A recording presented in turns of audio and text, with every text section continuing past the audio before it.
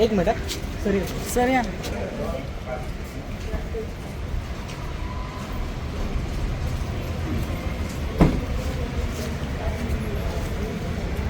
प्रकार नेमकं काय आहे?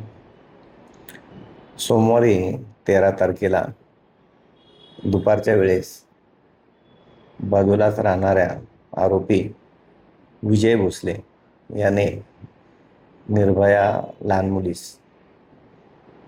आंबे देतो, आंबे आणलेत म्हणून स्वतःच्या घरी बोलवून तिच्यावर लैंगिक अत्याचार केला.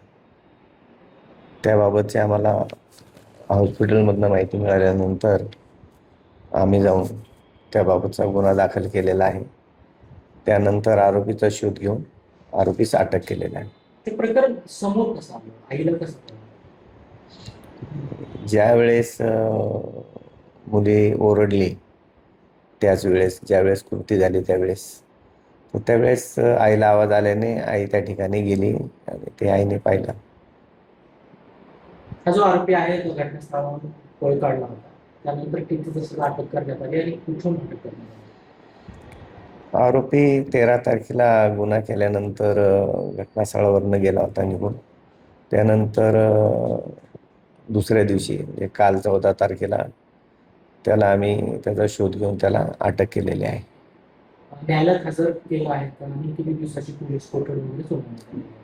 आज आरोपीला न्यायालयात हजर करणार आहेत.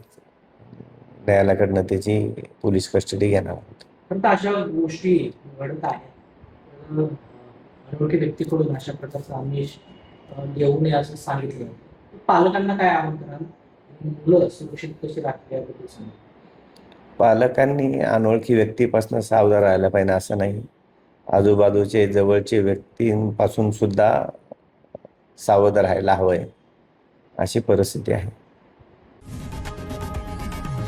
लोकशाही मराठी ऐका, पहा, जागरूक रहा.